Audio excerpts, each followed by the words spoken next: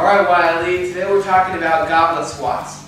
If you're not familiar with the squat technique, I would highly advise you to watch that video first and kind of get a feel for what we're talking about before we add a weight component to it.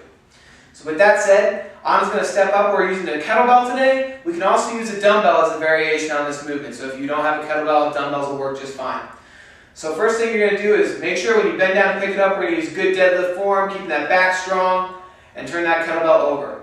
Alright, so here's where the goblet part comes in. You're simply just going to remember that it's like you're drinking out of a glass. That's how the goblet squat got its name. Okay? So now that she's got this bell out in front of her, she's not letting it rest on her chest. She's trying to keep it supported with those arms. So this is helping you engage those shoulder muscles and adding an extra component to this workout.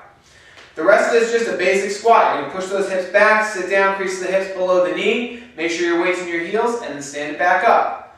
You got 3 good reps there. Good.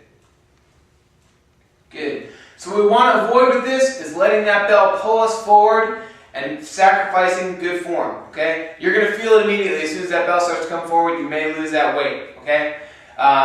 If you start to fatigue, I would rather see you let that bell rest against your chest and keep those shoulders up while you're still working that same full range of motion rather than let that thing pull you forward. Okay? So let's switch over and show you how to do it with a dumbbell. Just go ahead and pick up that weight. And you can either hold it, you can hold it by the middle, or you can hold it with both hands underneath the top part. There we go. Alright? And same thing, just going to sit back and drive it straight up.